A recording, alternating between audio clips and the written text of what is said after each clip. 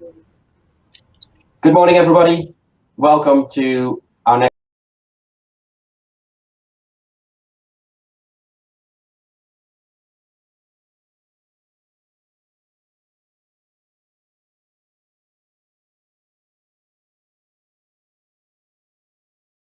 moment to kickstart this event, which is all around Brexit. Just a little bit of housekeeping. If there's any questions that anybody wants to ask, there's a question functionality on the right-hand side of the screen. So by all means, if there's any questions there, please put them in there, and then obviously we'll read them out. There is also the ability to ask your question in person. If you want to do that, if you look at the bottom of your screen, there should be a raise hand functionality. So if you click on that, we can invite you onto the stage, and you can ask your question in person. There's also a little emoticon thing. So if you like what the speaker is saying, then there's various emotions that you can make float above the screen as well, if you fancy having some fun with that. So as I said, I'll hand over to David in a moment to run the event. Just the one thing that I really wanted to sort of point out at the start is this is not a political event or indeed a political debate. So we're going to ask everybody to leave their political views sort of where they are. Today is very much around dealing with the issues at hand, learning from each other, listening to the experts, and doing that. So we're not here to debate whether it's a good idea or not, or any of that sort of thing. So if you can please leave that to one side, that would be much appreciated. But with that, I'll hide myself away, and I'll hand over to David. Thank you. Yes, thanks, Pim. Thanks, Pim, and morning, everybody. Yeah, thank you, Pim, for the introduction. So I'm David Brown. I'm General Manager for Hexagon Metrology, who are part of Hexagon Manufacturing Intelligence. We're actually hosting this and just guiding us through these few hours together this morning. We originally we're a founding member of the Silverson Technology Cluster, so we're proud of that. So I'm quite pleased to just guide us through, like I say. In particular, as you know, there are special interest groups, and this we've wrapped this around the special interest group, which is the design simulation and metrology. It's off the road, it's off road from the main topic. But we felt it's a one-off. We'll take this one-off opportunity really to get into this space and listen to a few people's perspective on what really they see, what experience, and what can they reflect on over these past few months since we've been in this Brexit environment. So more about the implications and we're quite curious actually to understand how you're seeing the opportunities moving forward as well. So what I will do today, and hopefully you've all got the agenda in front of you, so I shall be handing over the stage in the first case to Ollie Bridge, who's representing Grant Thornton, and he'll talk us through the EU-UK trade and cooperation agreement. So that particular slice that a lot of people in the manufacturing sector, and in particular the automotive segment, and took us through that area. We'll follow that immediately with a Q&A session, and then we'll launch another speaker. Alice is joining us, Alice Tranter from IEM, and she'll also be talking us through, on behalf of Make UK as well, and talk specifically again about another area that's a changing dynamic, which is the UK immigration changes for UK employers, contractual and permanent workers, and that dynamic. And again, we'll offer the stage open. There'll be a Q&A break at that point. And what I would suggest is that probably when we have the Q&A areas, that'll give everyone an opportunity. If they want to ask a question, great. If they need to go up, stretch their legs and take a break, then they've got that opportunity. And then the final speaker, which hopefully will be about 11 o'clock, just after 11, will be somebody that's probably given us a good reflection, having been in the space as a business, if you like, Uvamed, and that'll be Keith. So I shall hand the stage to Keith at that point, and he again can give us that reflection about the how some of the Brexit dynamics are affecting operations for him. Again, we'll follow that with a Q&A, and then we'll finish the session today with a roundtable discussion. So we've got some representatives from both our business, my business Hexagon, but also Aston Martin Red Bull Racing, and also DMG MORI as well. So these again will just give you another perspective, and we'll be able to talk and discuss and reflect what we have seen over these past 3 months, but also how do we see the landscape ahead of us. So again, we can fire some questions and we can dig a little bit deeper. So hopefully when we do come together at the end of all of this, there will be a few little nuggets that you'll take away, and if anything, it'll promote some thoughts and stimulation on ideas. And then we will finish at the end with a little bit of the networking event just to close off the session. Okay, so what I wanted to do, and I am conscious of time, but if I may, I'd just like to share, and if all goes well, the sharing will work.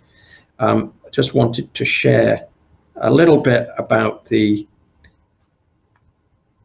actual specific special interest group. So as I say, we've taken a little bit, we've gone off-road from what we traditionally do in the design simulation metrology area and this special SIG. So today it's all about implications of and opportunities around Brexit. So very quickly, let me just run through some of the messaging, if you like, around that special interest group. So for us, the DSM, its intention is really for all of our members of the Silverton technology cluster, and I focus on the technology, is really an insight into this latest. We can't see your screen. Ah, okay. So I need to. Sorry. Okay, let me just share again then. Bear with. Let's see if that's. Okay, let's see if that's sharing now. Just for the audience, we tested this earlier and it worked fine. Yeah, good. I'm glad you said it, Pim. Thank you. So, okay. That's it. Can people see this now? Okay. Yeah, if you could go to PowerPoint and then full screen. Perfect. Yeah. And then full screen. There we are. Thank you very much. So yeah, thank you, Pim. So yes, here you go. Good to get the visual, eh? So here we go. Just a little bit of an insight into this specialist area here.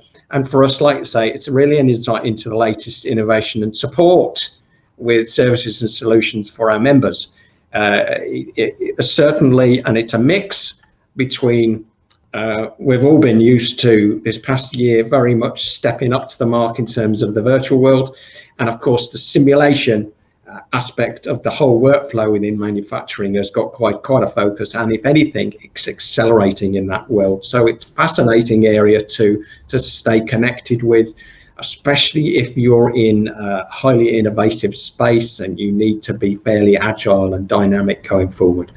And of course, you've got to marry that up with what we call real world object data. So that's my space, that's the metrology area. So we are physically measuring objects so that we can validate back through that workflow. So ultimately, these sessions that we have, the traditional sessions that we've had, really are there. I use these terms here because ultimately this is the takeaway from these sessions that we have. You know, we do have a rhythm in these sessions which are really about, you know, inspiring, sharing, informing, and of course awareness for everybody. Where is the latest technology, and also for us allowed to an interchange and network where we can explore, and of course, because by the nature of what we are, which is this technology cluster,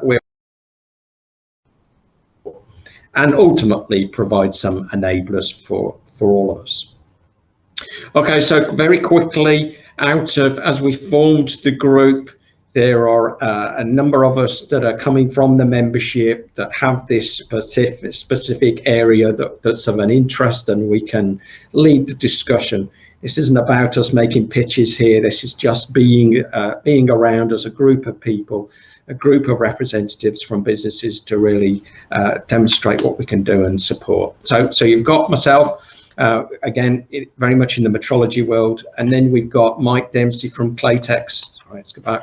Mike Dempsey from Claytex, and then Paul Kirkham from Altair. Again, this is very much the simulation, the CFD. These guys are there. They are solution providers, and they are support businesses for various segments and sectors that really are driving that virtual simulation space.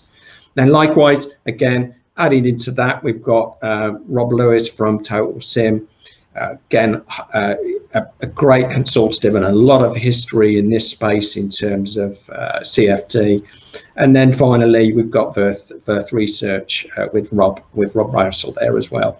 Again, so a really great mix of design and simulation and metrology all coming together. So when we have these sessions, there's always quite some specific targeted topics that we cover. So again, I'm going to go very quickly before I hand the stage over to Oliver.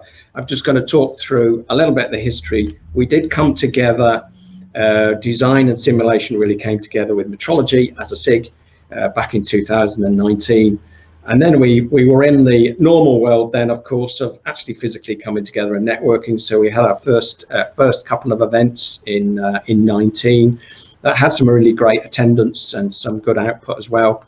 And then, of course, when last year, as we all know, we moved into the virtual world. We carried on, though. We had a couple of events last year that were in this virtual space. So now we've arrived where we are into this year. And hopefully, with a better luck before the end of the year, we'll be able to all come together as well and actually network physically as well.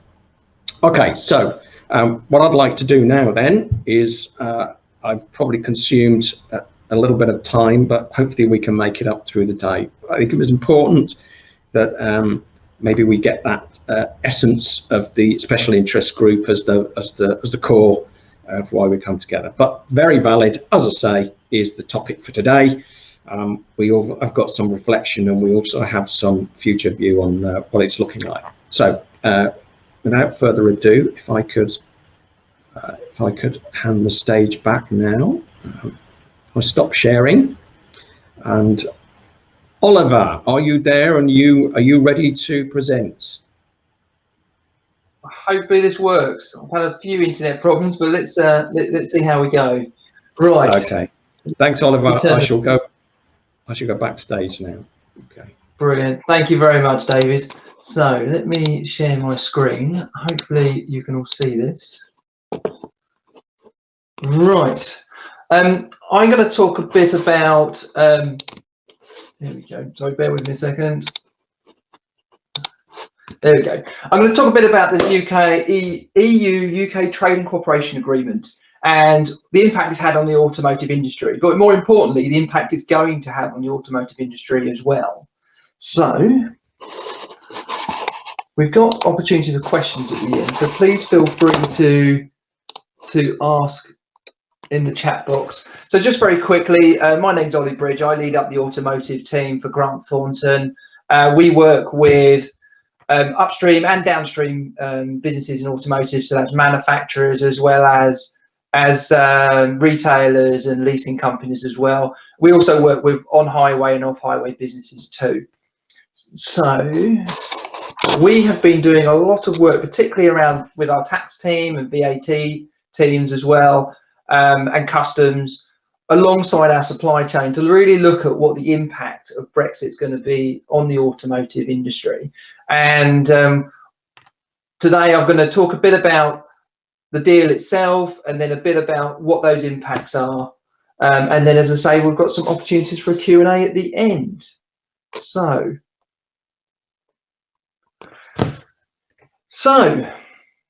after 4.5 years of debate, discussion, deliberation, 2 general elections, 3 prime ministers and 4 separate deadlines, a Brexit deal was finally done. With only a few moments to spare, you probably all remember on December the 24th, Christmas Eve, that the Prime Minister announced, as the tweet on the see on the left, that the deal had been done.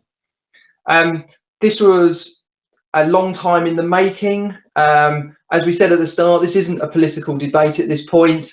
It looks a very happy Boris Johnson there, and I'm sure we'll have our own views on the deal itself. On the right side, you can see the document. So this is the front page of the document. Paid too much attention to the fifth section, but certainly read the vast majority of it. It's not the best page turner, as you can imagine. However, it's a really important document that is going to shape a lot of what we do in the future. So a little bit about the deal itself. I think the important thing is that it was originally touted as a free trade deal. I'm afraid to say that I think I'd like to describe it as a trade deal where you can qualify for free trade. And I think that's an important piece. But what's good for the automotive industry is that it does have zero tariffs if you are eligible for that free trade.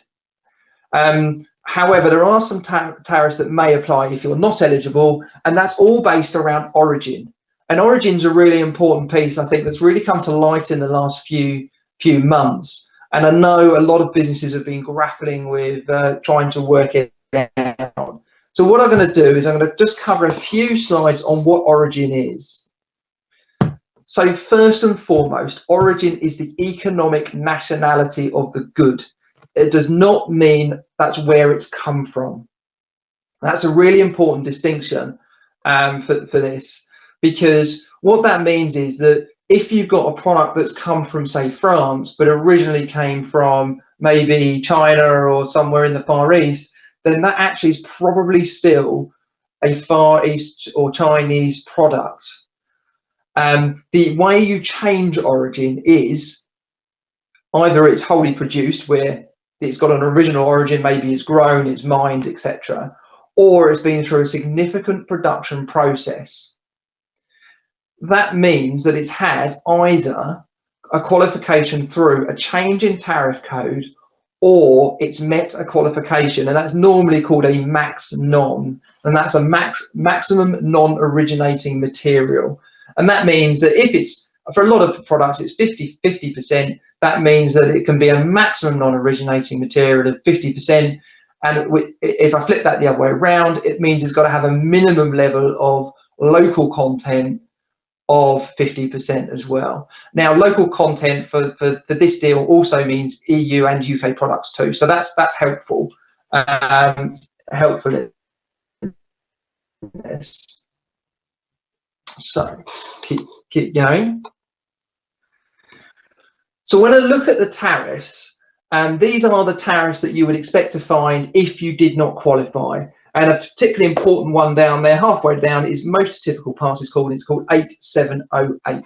And we'll come on to that one in a bit more detail. But as you can see here, we've got all sorts of tariffs from up to 16% for some of the for larger vehicles, all the way down to 0 for special purpose vehicles. It really varies. And within each of these tariff codes, there are lots of different individual tariff codes, which will give you more and more detail. Lots of great information on the gov.uk website to find out which tariff codes would be applicable to you, and you've got to work out for each of your products where you sit.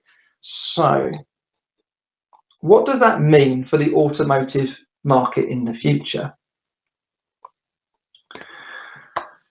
So one of the things that is in the deal is a timed basis for a number of products. So when I look down this list here, these are the ones that are particularly pulled out from a time, but that change over a period of time.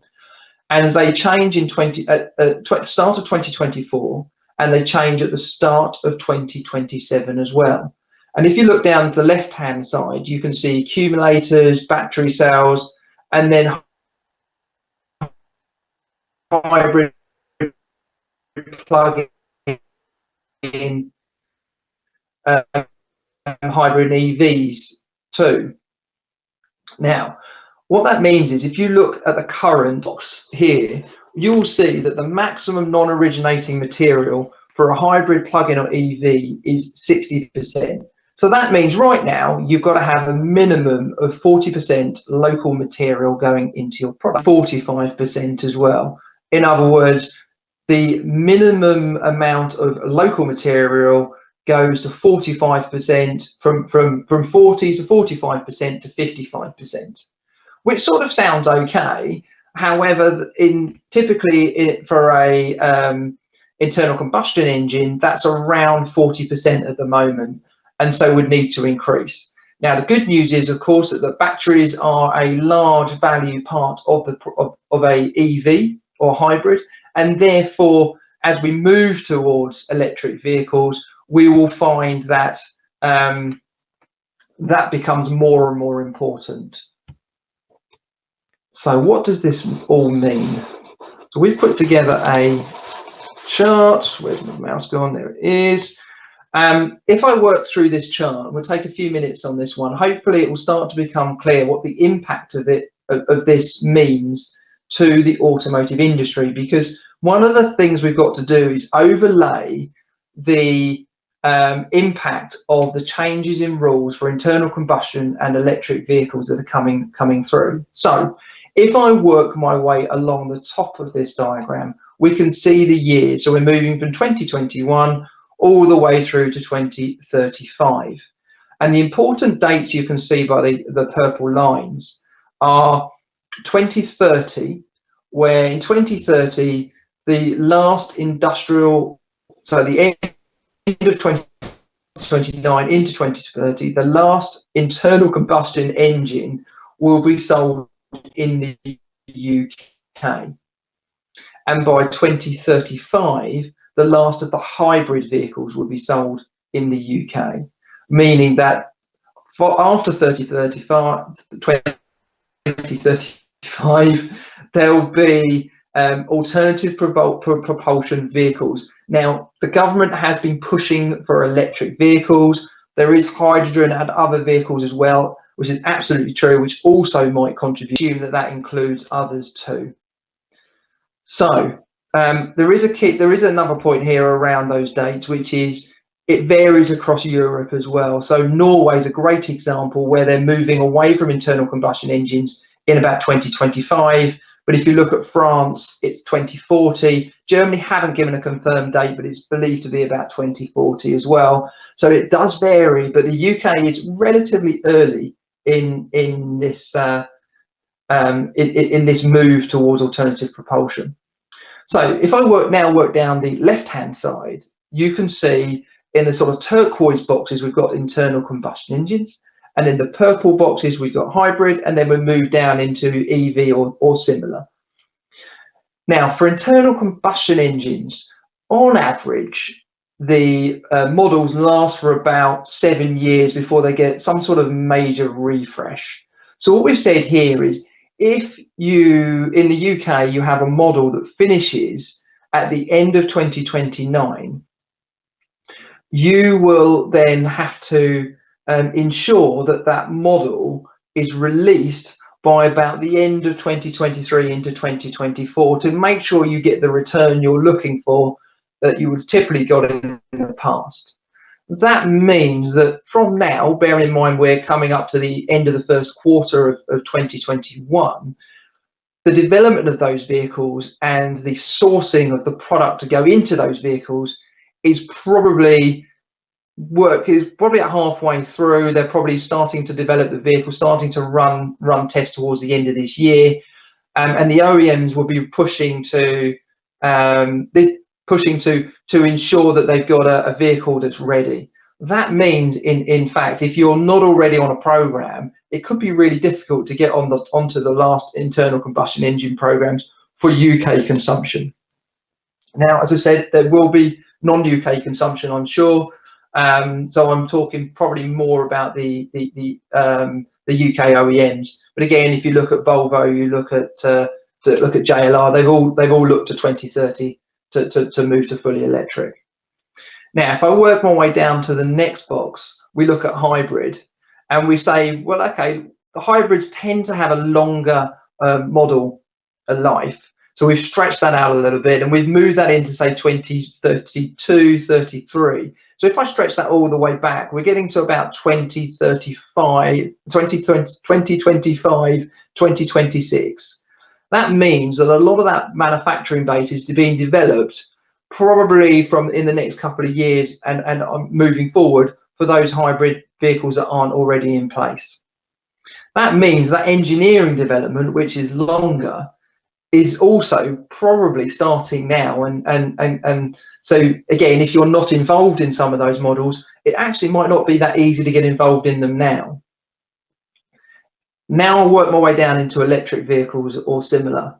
And if you said that the models need to be ready, so they are launched in that period, and probably want to be ready ahead of that period to meet the maximum non-originating material rules, that means that they are starting to be developed now. So if we look along the red bars at the bottom, one of the important things here is you're moving into that 45% max non-originating material point at the end of 2026 into 2027.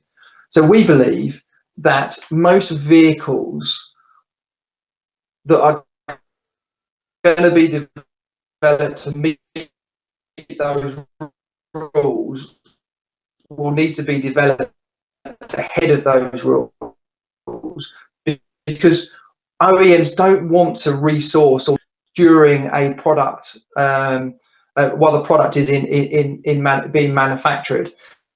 So that means, we believe, that the electric vehicles that are going to have that end of 2026, which means that they're being developed about now.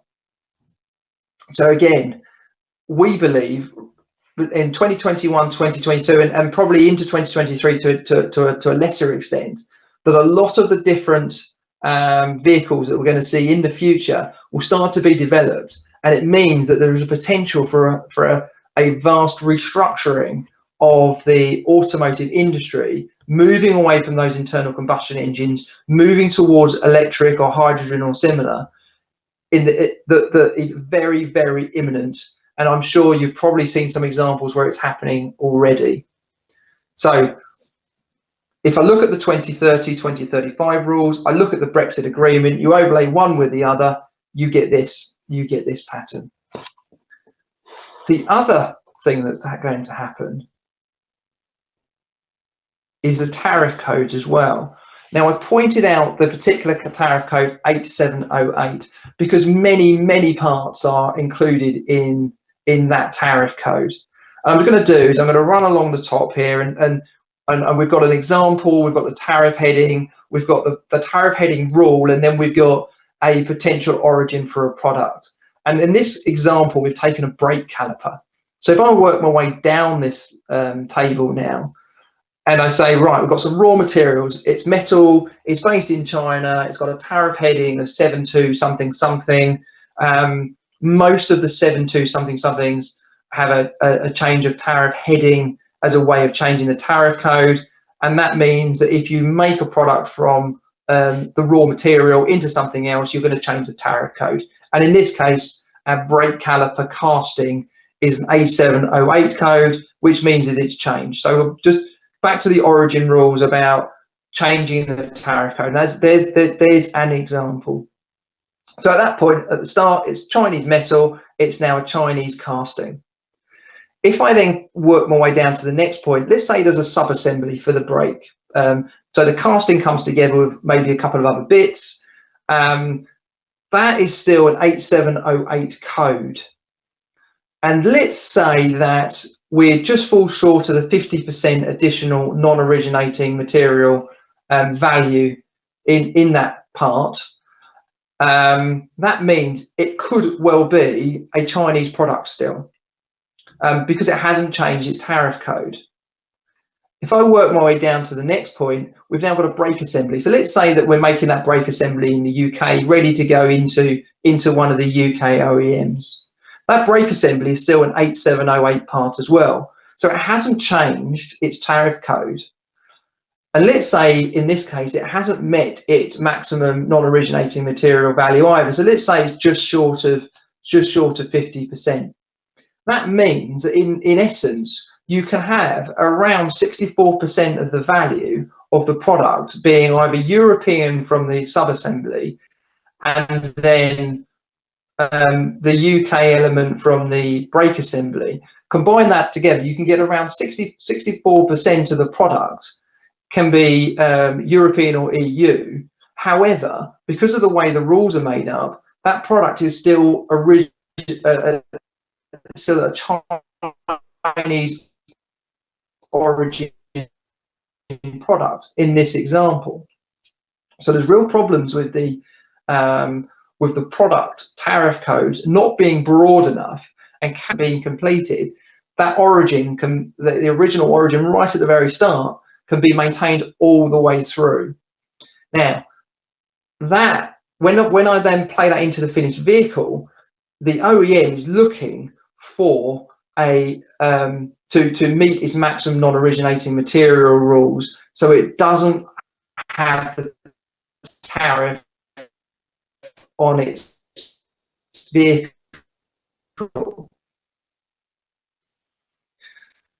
So those steps, those little steps all the way through, will impact of the product that goes into the final vehicle, which will potentially impact the origin of the finished vehicle.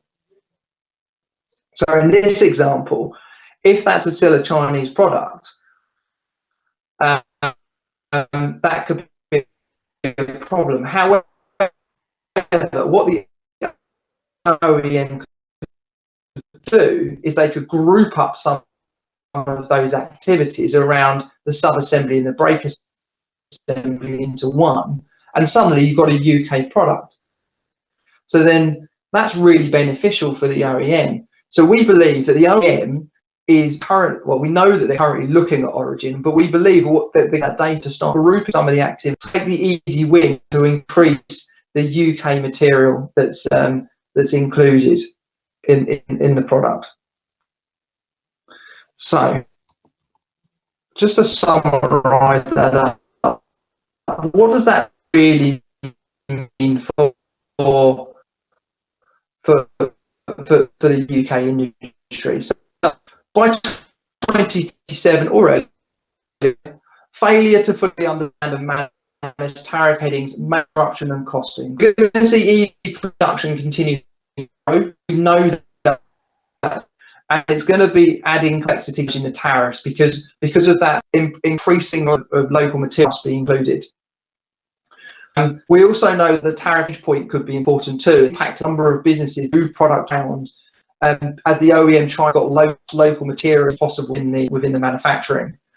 And then also the cost of trees is going to be really important too, because as that non-originating material increases, a lot of that will be taken up by the battery because it's going to be so expensive compared to the rest of the vehicle. So that means that UK battery technology will need to be developed and becomes incredibly important. So businesses like British Volt up in the northeast, and the new one that's just been named in Coventry Airport, are going to be really important to make sure that the UK OEMs stay in the UK, because you a bit of a feel for some of the impacts here. And now David would like to take some questions. You take that screen down.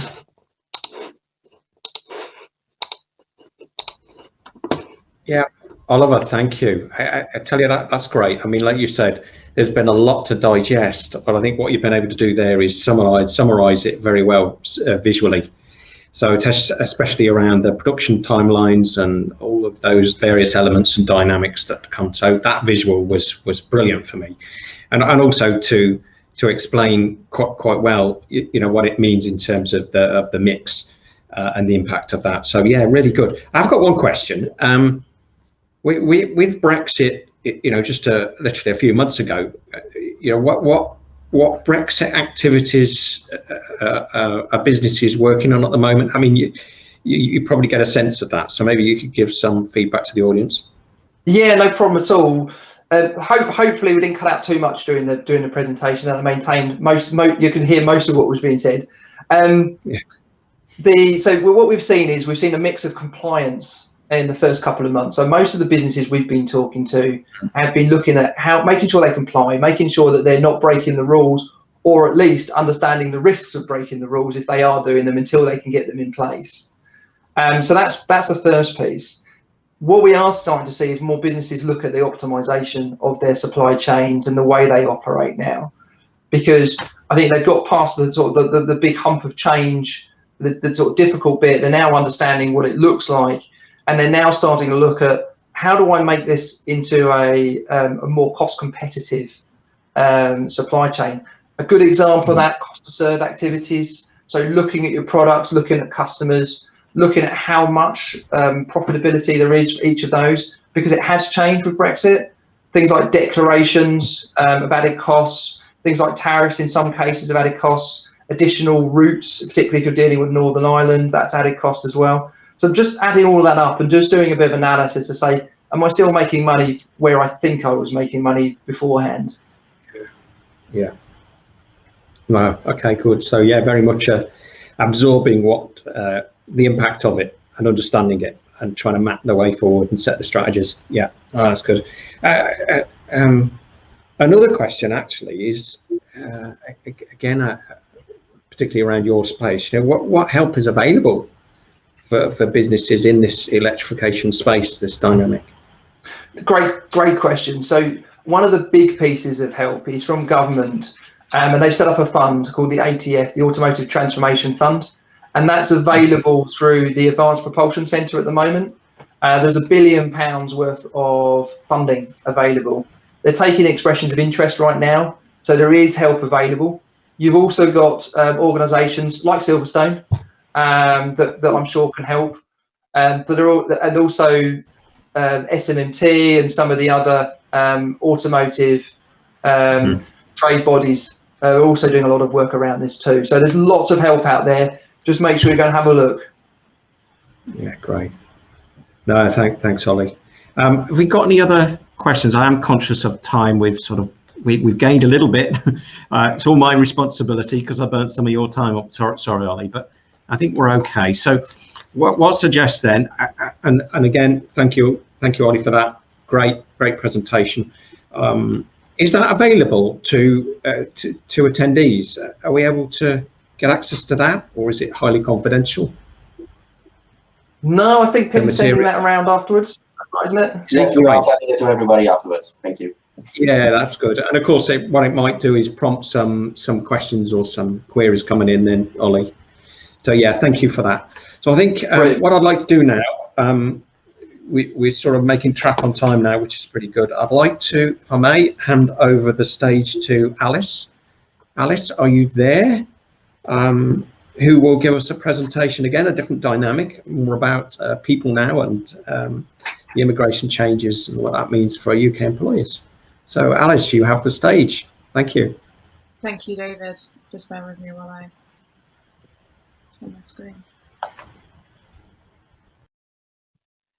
So thank you everyone for attending today, and it's really exciting to be at this brilliant event, and thanks to Ollie for that really interesting presentation on rules of origin and essentially the impact on the automotive industry as part of the new UK trade agreement. I'm going to slightly touch on that as well again today, but from a different angle. So I am an international mobility consultant, so I look at all immigration policies as well as changes, and I help manufacturers as well as any part of the economy with international travel. And what we've got now is a new immigration system, so it's a big change for everyone. Even if you were an immigration lawyer beforehand, this is all brand new rules on everyone, whether it's employing or visiting. And also what I specialise in is outbound travel to the EU. So as Ollie was talking about, we've got this brand new agreement and it is changing a lot. So beforehand, if you were going to go to Europe for some work, there's a lot more to it than there was before. So the basis of this presentation today will be inbound travel, but I will just touch slightly on outbound travel at the end as well. So UK immigration changes for UK employers, recruiting from abroad, contractual and permanent workers. So the UK's new immigration rules, I'm sure we've all read up on them previously. There's a lot been in the news on this. However, I'm just going to give a bit more detail today, including a case study and things that might catch UK employers out. So we all know we've got a brand new immigration system that came into force earlier this year on the 1st of January. And essentially it's called a points-based system because it assigns points to migrants entering under any visa required route. So most of the routes require around about 70 points. And this is normally accrued by being given a job offer from a sponsored employer. The job has to be at the correct skill level. What I mean by that is that you're not going to give a graduate a managing director job. English proficiency, which has to be a test taken from the country you're currently living in. And more importantly, a salary above the base salary threshold, which is 25,600, or the same as the going rate for that job. So I'll go on to that more in a minute. Employers, therefore, will need to obtain a sponsorship license if they intend to recruit non-UK nationals going forwards. So as we know now, freedom movement has ended. EU nationals will now be treated the same as non-EU nationals. Everyone who's not from the UK will go through the same system. So it's not different anymore. They're all in the same bucket. You will need to look up the job role you are recruiting for, because each job role has a SOC code. It is found in the annex, which is 5,000 pages of immigration rules. However, it does include all information about a job role and, more importantly, the going rate for that role. So when employers are recruiting for a role, you will find it it's in the immigration rules. You'll find its SOC code, and essentially they cannot offer a salary lower than its going rate, or 25,600, which we said was the base salary threshold, whichever is higher, unless the job appears on the shortage occupation list. So the shortage occupation list was put together by employer bodies, organisations and government together to identify which jobs are deemed to be in shortage in the UK. And it's quite a long list, to be honest, quite a few manufacturing jobs as well. And essentially, if the job is on the shortage list, then you get 20% off the going rate, if you like. So you can offer a salary 20% lower than its going rate. So you get a bit of flexibility there because it's in shortage. So working in the UK, and I would like to stress this is if people want to work, not if they want to visit or if they're tourists. So obviously this is if you're temporarily working, you're being seconded, or you actually want to get a permanent job here. As you can see, there's 5 routes only. So tier 1, not going to be very popular. Exceptional talent route is what it's called now. So no sponsorship required. It is aimed at entrepreneurs, PhD researchers, but the route is capped. So what that means is that a lot of applicants will apply every month and they'll go into a pool, and then whoever is successful will get picked out. But employers won't be looking at this because this isn't a recruitment route. Tier 2 will be our main route if we're looking to employ people. So that is the skilled workers route, or forthcomment intra-company transfers, ICTs. Sponsorship is obviously required, as is 70 points. This is a very costly route. You'll need to get a sponsorship license, and then there'll be visa fees for the migrant and possibly their family if they're coming with as well. What employers need to know that on top of this, there's a mandatory annual skills surcharge, which is payable by the sponsoring employer only. So only the employer can pay this annual skills surcharge. There's obviously a mandatory annual health surcharge, which is payable by either the employer or the migrant. So this means the migrant can, well, normally the migrant pays it, but if the employer is very generous, they can offer to pay this instead. The sponsorship license, again, is another cost. It can cost between £536 or £1,476, depending on how big your company is. And they take into account your balance sheet, your headcount, and your turnover to determine the size of your company, either small, medium, or large. Tier 4, student route. Lots of employers will think, great, there's a route I can have for my interns. No, sadly not. So the student route is quite restricted. Again, you have to get some points, perhaps not 70, but it is purely for those who are going to come and study and train in the UK with an accredited provider and need to provide proof of that.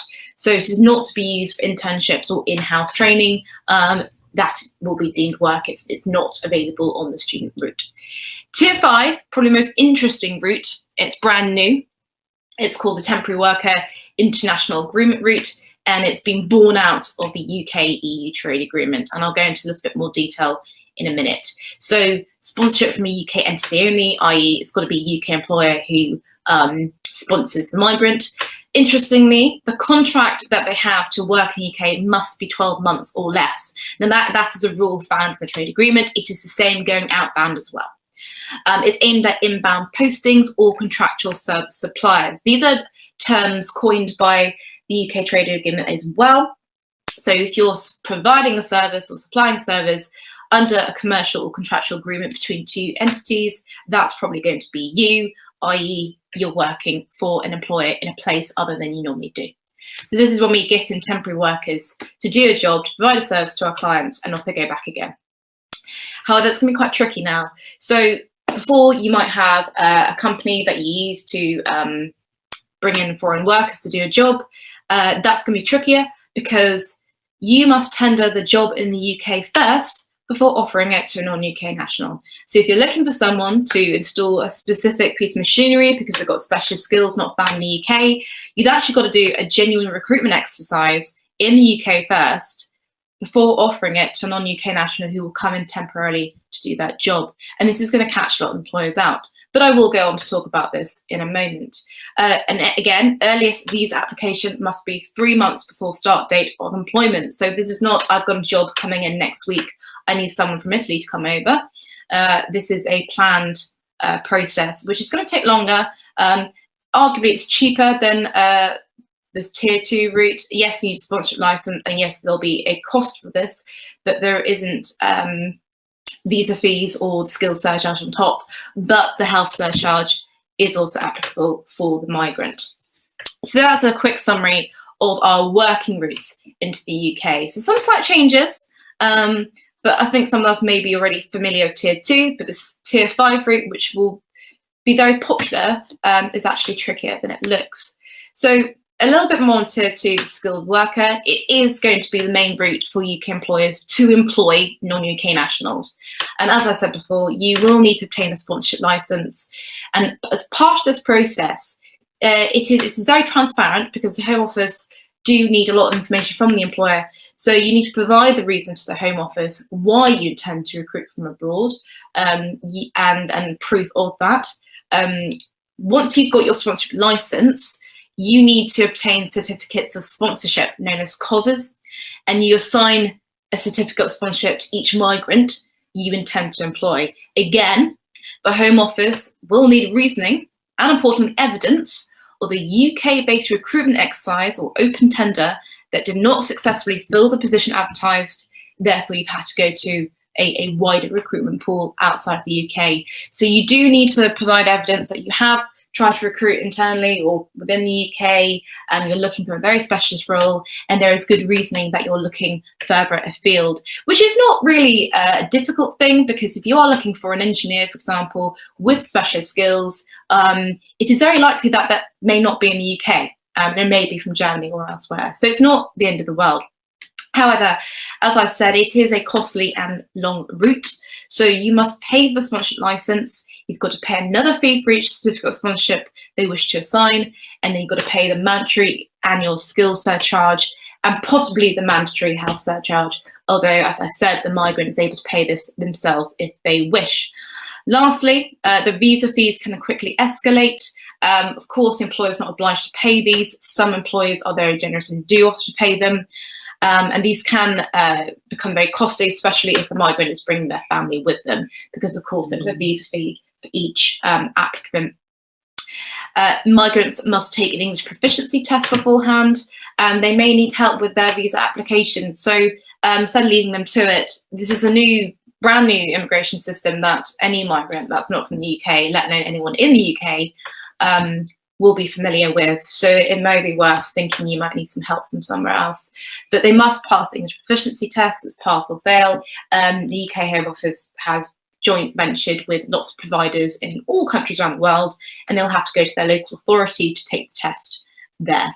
And again, as I said, Employers must offer the job at the correct skill and salary level, which means that they need to go to the immigration rules, find that SOC code, find the local going rate, and declare what they intend to pay this migrant. Of course, you can pay above, but this is the minimum level you must pay them for that job. And importantly, they need to show the Home Office where this role will sit within the company hierarchy. So there's a lot of proof and evidence required to do this. It is quite an admin-heavy route. However, once you employ this worker, then they can pretty much do whatever they like to an extent as an employee, because the other routes that I'm going to talk about are actually quite restrictive in what you can and cannot do. So that was tier 2, our skilled worker route.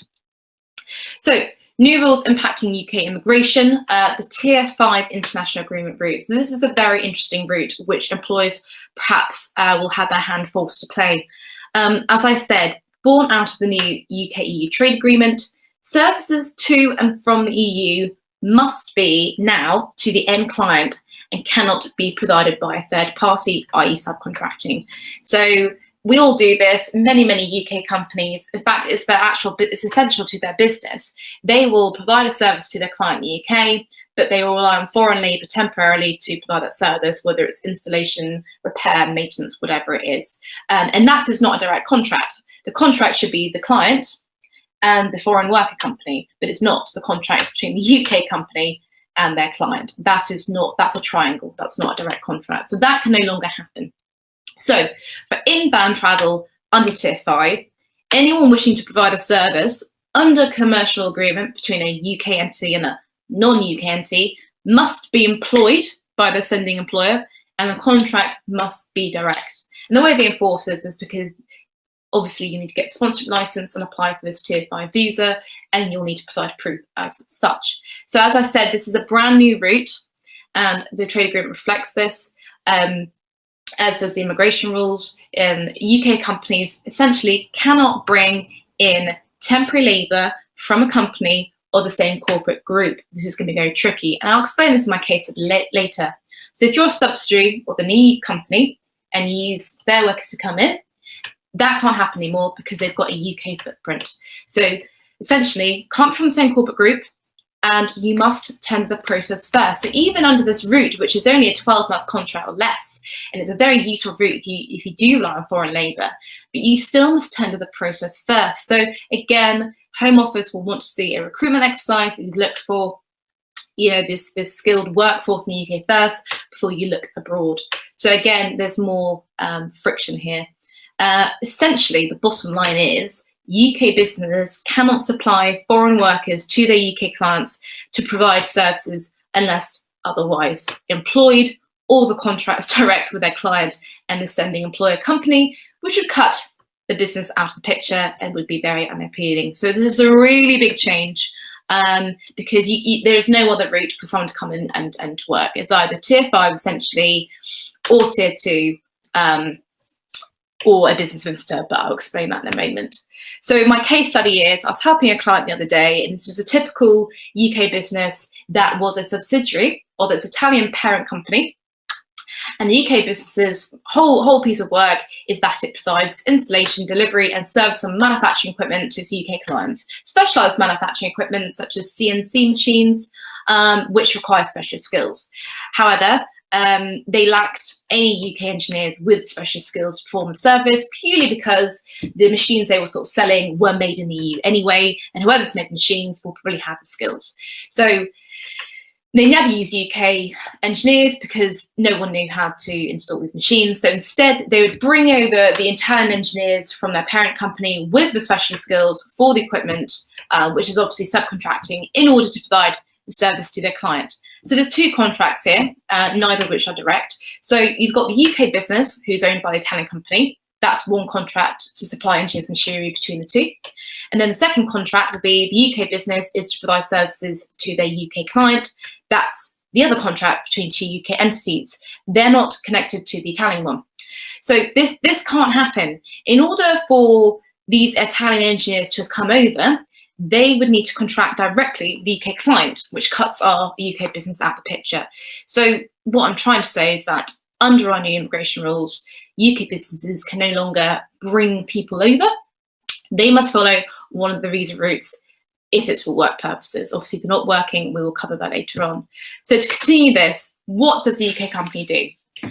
So we advise them, and obviously this was a huge problem for them, and they quickly realised that their current business operational model is defunct. It's no longer going to work, because essentially the business is a bit like an Argos catalogue. They would be the supplier of these machines and services, but it wasn't coming from them. They were using a supplier, and that can no longer work. So three options is their UK client had to contract directly with the Italian company and apply under T5. Their UK client would have to contract directly with the Italian company and try and bring them in as business visitors. The reason why I said business visitors, because there's a manufacturing derogation that you can enter it as a business visitor if you are to do installation machinery work. However, again, it's got to be a direct contract, and it's got to be for a specific amount of time. And the third option is that the UK company could employ the engineers under Tier 2, but that's not appealing because they didn't want to permanently employ them. So they were very stuck. So what the UK company could not do was bring them in themselves, as the end client was a UK client, not them. And they couldn't sponsor the engineers under Tier 5 either, as the sending employer, the Italian company, cannot have a UK footprint under this route, because of course the Italian company has got a UK footprint because the UK company is their subsidiary. So, i.e., you cannot sponsor workers from an entity within the same corporate group. This is going to be a very big barrier. So again, these rules are completely new. They're born out of the new UK-EU trade agreement, which goes to the root of the changes we face regarding all business travel, as well as the immigration temporary or permanent side of things.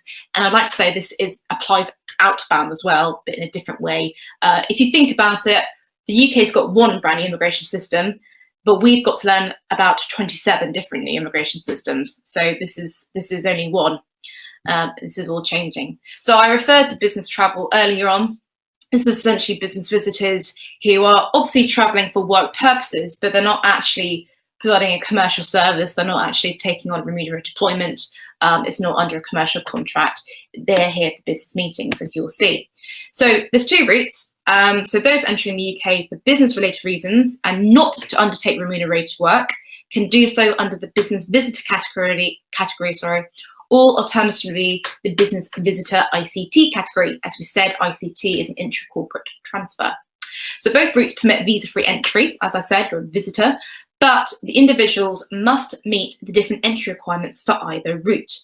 The UK's immigration rules explicitly state that as a business visitor or business visitor ICT, and this is very important, the individual cannot and must not undertake customer-facing remunerated work or employment. So if you're coming over, if you're bringing a guest over to come and meet customers and it's post-contractual, you're not allowed in as business visitor. That requires a visa. Unhelpful, I know. So you're going to have to rejig that, that model you've got there. So when an individual is permanently based outside the UK, but frequently on a weekly basis enters the UK for work, they may be eligible for a UK Frontier Worker Permit. Very common. However, this is not eligible to people coming over for a business meeting once a week. They've got to prove they meet the Frontier Worker definition by getting evidence that they are committing genuine and effective work. That's a direct quote from the rules, i.e. it means you essentially work Monday to Friday in the UK. And also, like if you're coming in, business visitors must robustly prove their reason for travel at the UK border. And this includes a long list of requirements which the Home Office has published, which includes letters from both sending and receiving employers that describe who you are, what your salary is, your length of employment, why you're here in the first place, your proof of stay, the proof of the contract if it's applicable. There's loads and loads of things you need to bring with. And on the day, depends who your border official is, but 9 times out of 10, you're going to be asked for a lot of things to prove who you are and why you're here. So permissible activities as a business visitor, and this is exclusive. So if you're not on this list, chances are you're probably not allowed to come in for these reasons. So you're allowed to attend business meetings, again, internal, not with clients, conferences, seminars, interviews, one-off or a short series of talks and speeches, provided they're not commercial, negotiate and sign deals and contracts, attend trade fairs for promotional work only, so you're not allowed to sell at a trade fair.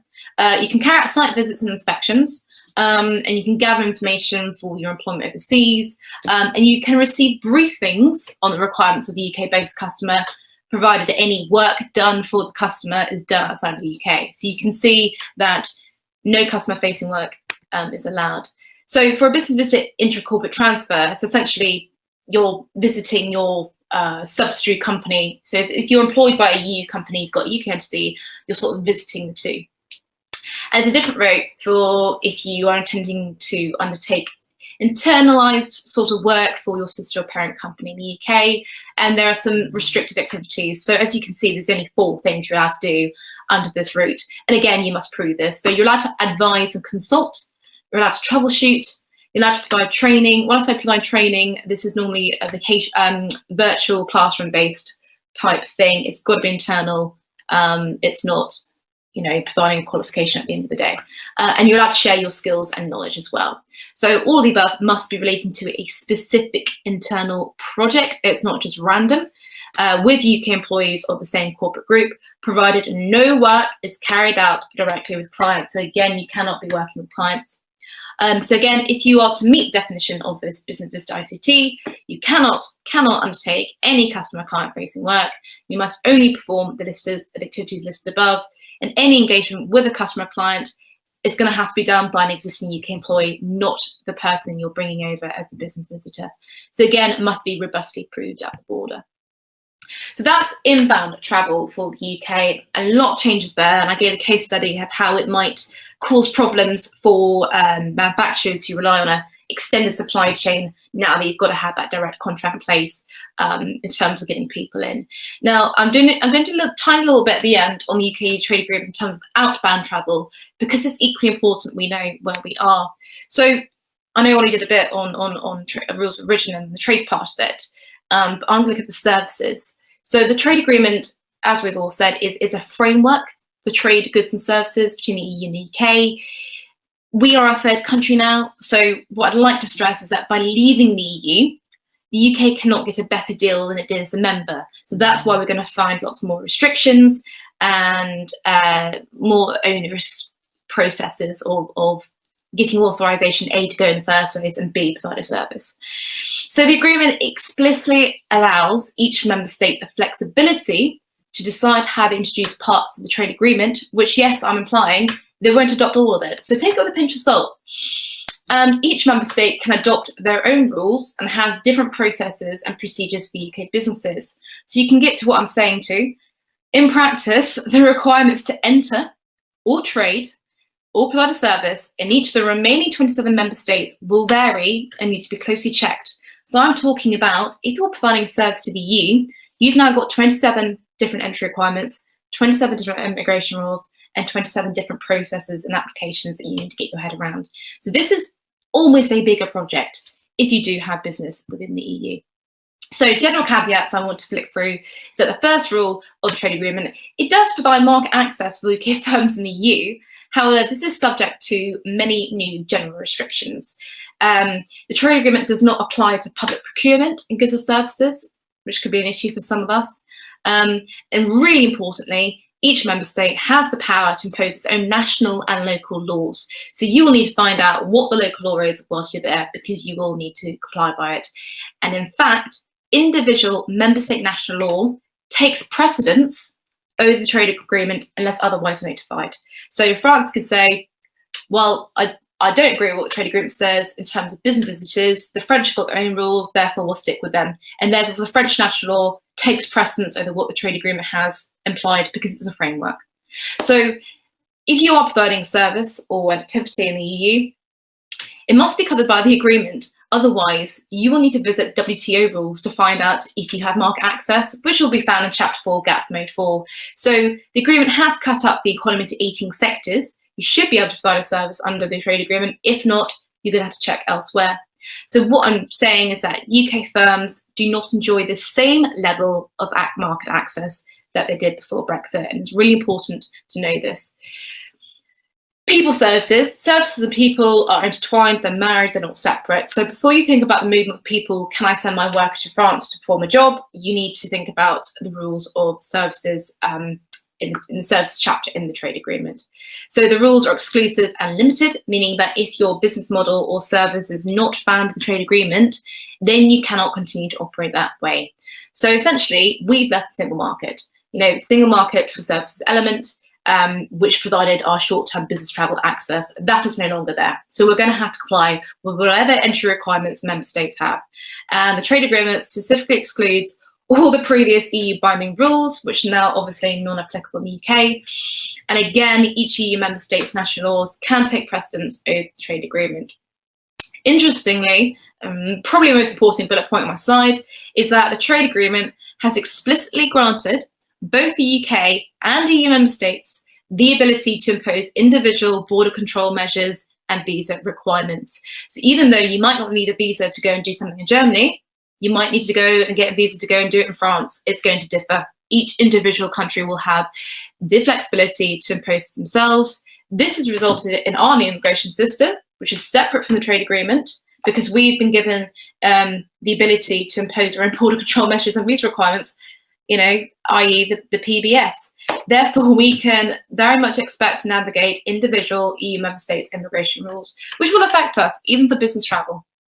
So any questions? I really sorry for the ran there, but I wanted to get that bit in because I'm aware that although we may not always go and work in the EU, we definitely do business trips and business meetings, which, like the UK, requires its own list of obligations. So something to note.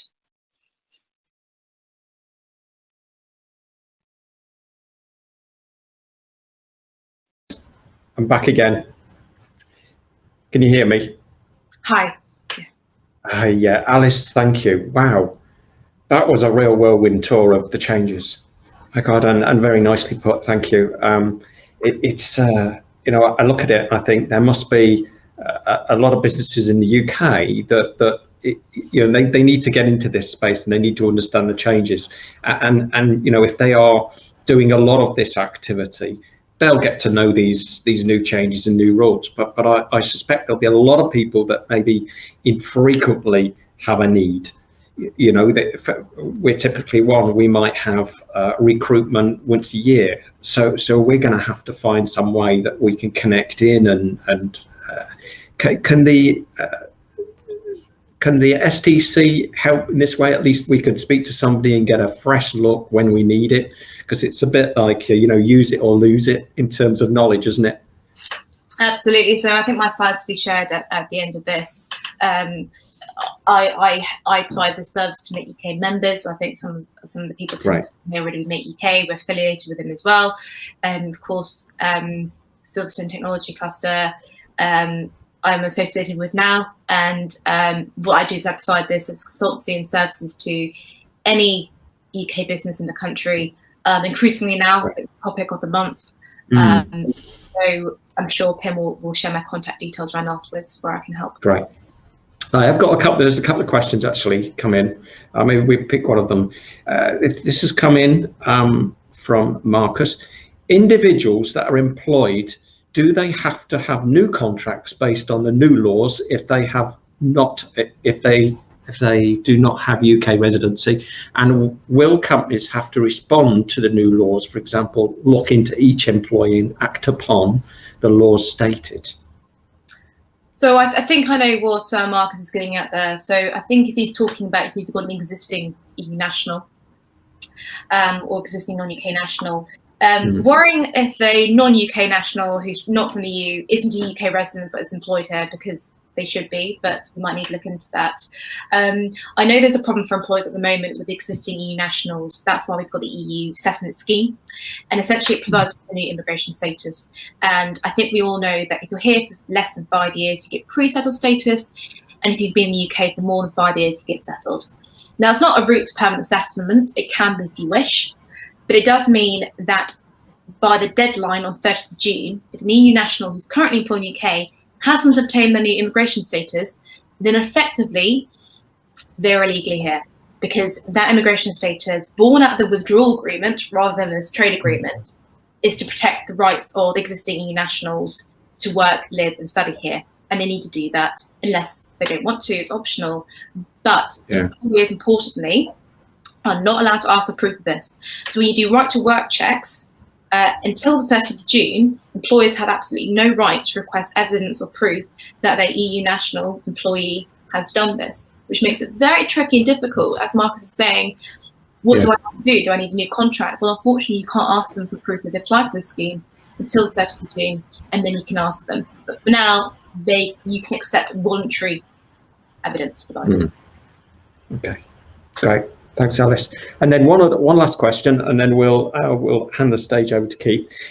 If a company advertises a role online and a non-UK person applies with the right skills, does that online advertising of a role count as evidence of a UK recruitment drive to satisfy the SOL, whatever it was? That's an interesting one. Yeah. So they'll need more evidence than that. So I know a lot of companies outsource their recruitment exercises to recruitment firms, and they'll have an online site where people can apply.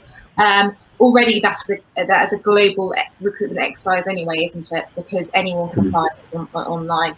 What they need is robust evidence that this is the recruitment regime the company has used in the past. You know, what's previous success rate of this, and also, yes, a non-UK national can apply via this way, but in terms of when you actually give someone the job, why did you choose them from outside the UK rather than from within? So they need to see that you've looked for specialist skills in a smaller circle first, through a recruitment exercise, and if a non-UK national happens to apply and gets the job, then you just need to provide the good reason for that. Good, thanks, Alice. I think the message for me was, is certainly if you're going to get into this space, then you need to go and have a look. You need to have a look and understand what the changes are. If you get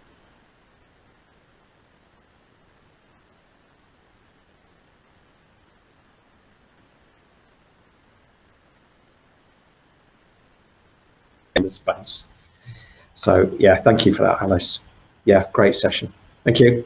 Active, really, from a practical point of view, of being a trader or a manufacturer in this new environment. So Keith, are you there? Can I hand you over?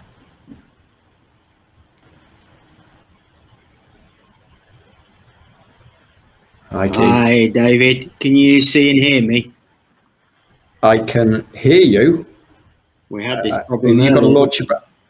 Yeah, there you go. I can see you now. You're going to launch your presentation. Okay. I think Pim's going to do. Yeah, we had a few problems this morning with the IT, so I apologise. I'm going to be saying next slide, please, quite a bit. So can we put the first one up?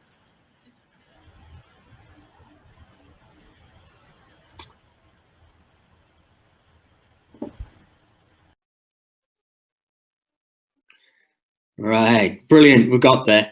So good morning, everybody. As you can see, my name is Keith Thornton. I'm the director of UvaMed. Pim very kindly invited me to talk to you guys today with a view that we're a medical device manufacturer and we export 80% of our products. So he wanted a view, if you like, outside of automotive and outside of the high-tech environment. So thank you for that, Pim. So next slide, please. It's working really well, this is. So who are we? Well, UvaMed, we're an SME. We were formed in 2014 to design and manufacture rainbow trays. We're based in Loughborough, Leicestershire, and we're right in the centre of the country. Another reason for basing ourselves here is within a 14-mile radius, we have 6 very high standard universities. So for us, every one of those universities has some sort of medical course. So for recruitment, and I was listening to Alice, we've got quite a lot of the people that we want on our doorstep. However, huge amounts of Chinese and Korean people, so it's looking a bit tricky there. So we're happy to be where we are to deliver the healthcare innovations that really are specifically driven by the needs to improve standards, working conditions and patient safety. And our criteria is to address the clinical needs and concerns, and hopefully through innovation create products that healthcare professionals they actually want and they actually need. Next slide, please, Pim. So this is what we do. As you can see, we manufacture a range of color-coded trays that are designed for use predominantly by anaesthetists in all departments of hospitals and clinics. And we've integrated the ISO 26825 critical care labelling system into our trays. And that's to provide standardization and segregation of syringe applied drugs. As all our products are produced with or from PET-G, all our products have bacteriostatic properties, which during the past year of COVID has made them even more accepted than they were before. Next slide, please, Pim. Now, this is the horror shot, I suppose, and I don't mean to send you all home panicking. These are real pictures from hospitals here in the UK, but I can assure you it's the same across the globe. Anaesthetic medication errors occur 1 in every 2 operations, and the cost to the NHS is nearly £100 million per annum, as well as directly causing approximately 700 deaths per year. So as you can see from the slides there, we all consider it to be a very high-tech working environment, which it is, but the reality is far from it. The paper pulp trays, which are made of the same material as cup holders and food trays that we get from McDonald's, they're never designed to go anywhere near the operating theatre. And they're for vomit, soiled dressings, and general use within the hospital. But these are the current best practice across Europe, America, Australia, and that's why we invented the rainbow trays. Something that we have taken from engineering and technology industry is the need to make it easier to do the right things and adversely harder to do the wrong things. As evidence clearly shows that putting simple processes into place that are designed to improve safety is much more successful at reducing harm than simply trying to avoid error. But don't go home with nightmares tonight. The people, the anaesthetists, are very highly trained and they do know what they're doing. Next slide, please, Pim. So really, this is what Pim asked me to talk about, you know, how Brexit and COVID has impacted our business. I'm not here to preach the doom and gloom of Brexit, as I'm sure all your businesses will have felt the impact somewhere along the line. However, it's had a very big impact on our export business. We currently export approximately 80% of our products. And of that 80% go to EU countries. So with at best, let's say 7 days notice from the UK government and very little detail of the Brexit deal announced, it obviously took some time for us to understand what we were dealing with and what we were required to do and the additional processes we needed to put into place to deal with 27 individual customs clearancing procedures. In hindsight, we were quite lucky that we already had experience in dealing with customs paperwork as we export also to America, New Zealand and the Far East. So that helped us immensely. Next slide, please, Pim. So we had to do something. You can't just allow this to run your business. So from the very beginning, we made a business decision that our customers should face no, or at the very least minimal disruption as possible. And it's vital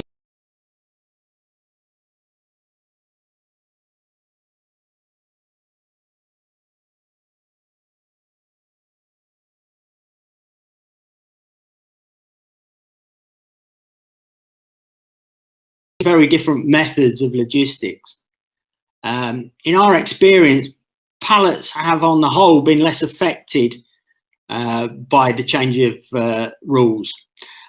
Yeah, price has gone up and delivery times have been extended, but on the whole, the pallets are getting through. We'd like to think that this is down to choosing the best freight companies for that particular country. And very importantly, having all the information detailed clearly on all paperwork. And the view that we took was to give the freight forwarders, the shipping companies, every piece of information that we had, and not just the headlines that they asked for. And this has worked pretty well for us. We've only had one delivery being delayed in Switzerland for their customs, and that was our own fault. We hadn't supplied the hospital's EORI code, so that's one we got to take on the chin. Cartons, however, are a completely different story. Before Brexit, we used a number of main international carriers, and all seemed to deliver a very good service with few delays. However, post-Brexit, the systems failed, and we were only now starting to see little bits of normality returning. Although the price and the delivery, as I said before, with the pallets, they've both gone up like the pallets. So before Brexit, all our goods were supplied to our distributors and the hospitals on an ex-stock Incoterms basis, and I think that's pretty much what the members here will be doing. However, it soon became clear in the first weeks of January this was not going to work, as the importers were facing large additional fees, not only from the carriers, but from their own customs clearing systems. So again, we took the view that we should reduce the burden on our European customers. So what we do now is we ship all our products to our partners using DDP Incoterms. So that's delivered duty paid. And then issuing a separate invoice for the shipping cost once the parcels have been delivered. The benefits of doing it this way is that we remain in control of the process. We know how much the total cost of the shipment will be, including all the taxes, both at the UK port of exit and the country's port of entry. The only payment that is not included in the importing countries is VAT, which, same as over here, of course, you can claim back by the customers. So this way we keep control, we manage the costs, and keep the hassle of the export-import duties away from our customers. So it was a simple change, but it was understanding what the impact was for our customers. So by making that small change, you probably need to speak to our customers, but I think we're doing a pretty good job, and we're understanding what they want, and we're making it as simple as possible. So short and sweet, but I'm more than happy to take your questions. I'm not an authority on it, unlike our two other speakers, but I am at the sharp end, and I do try and like to understand different ways and different methodologies of keeping our business moving forward in Europe. So I think if we go to the Q&A part now, that'd be great.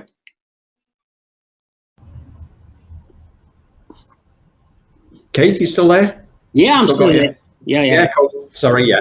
Thank you, Keith. Wow, I tell you what, you got me a little bit scared when you showed one slide there. Yes, and really your business purpose about supplying rainbow trays, I guess. There's a real desire for that. But yeah, thank you for that. And I tell you what you've been able to do is at least share, you know, and reflect really over 3 months of, you know, a small business like yourself that's really heavily impacted by this change. Could you expand a little bit more on the impact in Europe, you know, it's having on Uvamed, on your export business? I mean, it was quite a high ratio there that you were talking about. So give us a little bit more.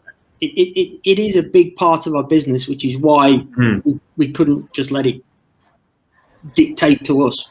We had to take a positive attitude to it.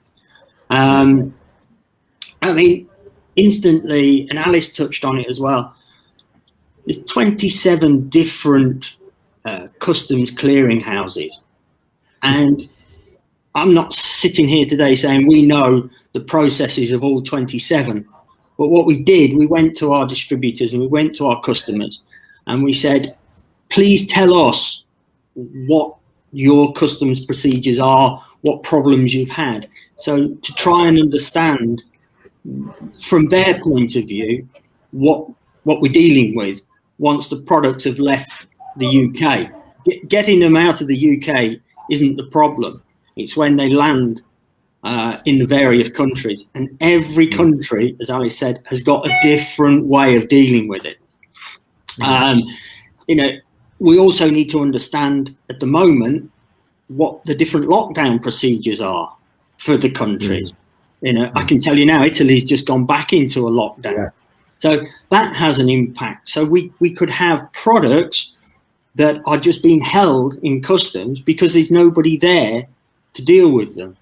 So again, it's keeping in contact, really. Communication's the number one thing that we think we've done probably better than our competitors, in as much as look at it from the other side, understand it and work together, talk to one another all the time. All our shipments now, yes, they're online, yes, you can track them, but we follow them up, not on a daily basis, but on a 48 hours, we'll phone our distributor and ask them, are they aware where it is? What can we do to get things moving faster? Or because we've given them the information, they can go to their customs clearances and say, hey, it's this, it's that, why can't we have it? So really it's about communication and understanding what the other countries are doing. Yeah, good, thanks Keith. And then I have got another question here that's popped in. What can the STC do to help companies like yourself and like Uvamed with their future export requirements? Wow, good question. Yeah, I mean, I suppose instantly, again, it's feeding back any alterations that they pick up at a higher government level and sort of giving us the ammunition that we need to be able to take things forward.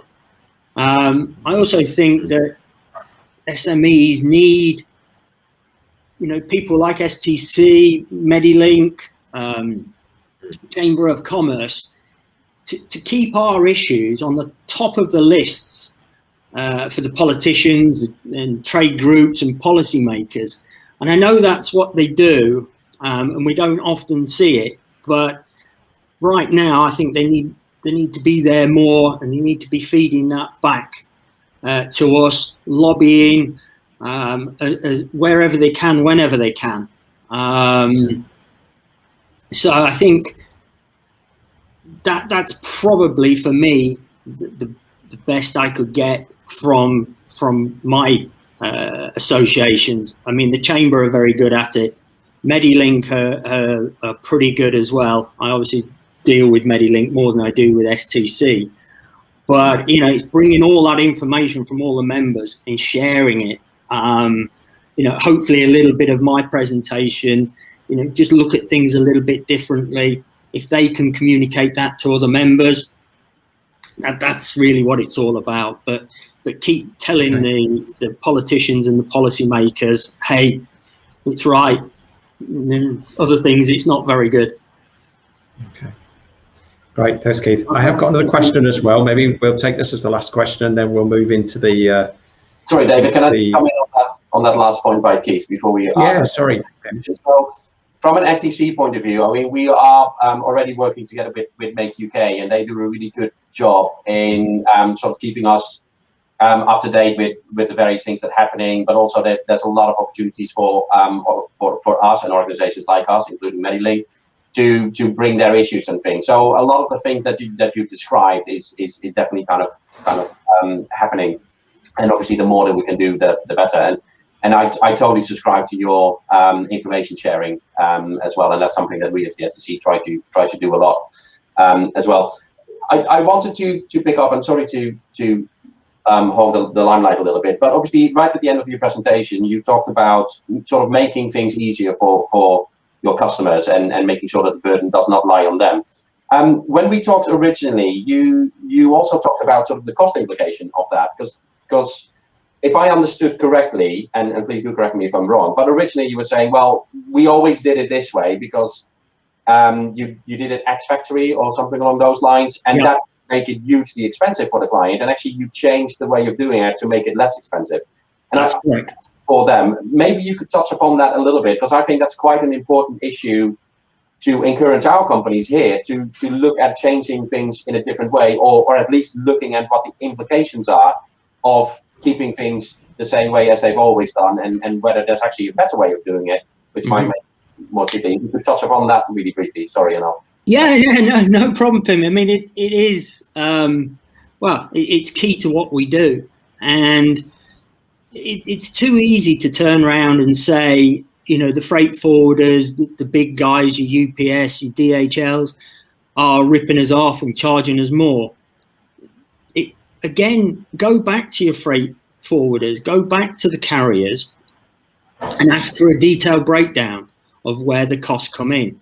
And what we found, if I can use Italy as the example, if we didn't pay the duties both here in the UK and for when the products land in Italy, the Italian customs clearance is very, very expensive, to a point where our distributor for a 23 kilo box was charged nearly 500 euros to clear that through Rome airport.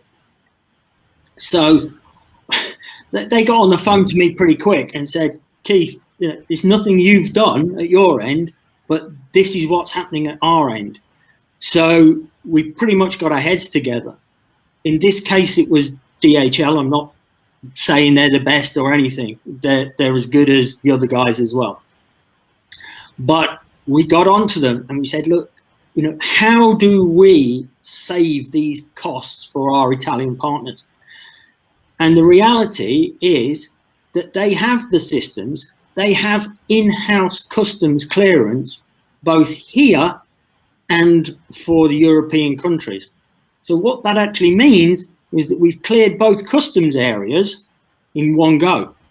And the cost of that, so a 23 kilo carton with all the costs paid, all the customs clearance paid, both ends, was £43. Now, that's a big difference. And the process stays exactly the same. We still get them collected every day. It's taken about 4 days longer to deliver a carton. And we've stopped using what they call their express delivery, because that's obviously more costly. It's going on a plane. It's 24 hours guaranteed. But yeah, I think you just go back to your carriers, ask the questions, because it's saving an awful lot of money at the other end. Yeah, that's good. That's good question and good answer, I think, Keith. You know, I think we understand that the costs are there, and I think anybody on export, it's either way, but ultimately it's affecting the customer. So I think it's an interesting dynamic. I've got a great question here, actually, that's probably more pointed at your business thinking. Okay. Now you've been in this space, and you know what you've got to got to attack it and address it. It says here, and it's come from Teresa actually over at Medilink. Okay. Are you considering putting more emphasis on non-EU markets going forward? So more of your business strategy question there. Yeah, thanks for that, Teresa. The simple answer is yes. Right now, we have just opened another company, a subsidiary company in America. For us and our products, America is the biggest global market. So to attack that market, I took the view that we needed boots on the ground rather than trying to do it remotely. So America is our target audience. But what's happening through regulation down in New Zealand, Australia, they're a little bit more, may I say, forward thinking when it comes to medical devices and innovation.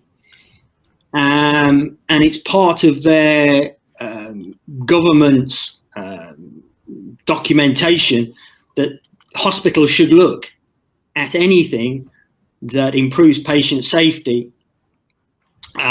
Whereas we here in the NHS, we do talk the talk, but not necessarily walk the walk. So yeah, the rest of the world now holds more drive for us, whereas before we've concentrated on Europe, quite rightly so. We've built our business quite nicely there. We now need to find new further markets, new international markets. And we were talking about cost with Pim's question. It's not that much more now to export to the big international markets than it is to our existing markets in Europe. That's great. Thanks, Keith. Yeah, good. I think that's a good summary. I think that probably picks up certainly on the thread of opportunity as we reflect on everything. Yeah, you just got to think differently and look a little bit harder, but it's definitely there, David. Yeah, no, that's cool. Thanks, Keith. So I think we're at the point now where actually we're taking a break. We're going back into the network room. I think Pim will push everybody into the network space, and then we'll reconvene again at 11:55, where we'll gather together for the roundtable discussion with some of my colleagues, and also some experts in this space and other space. So I think, Pim, could you confirm that that's happened?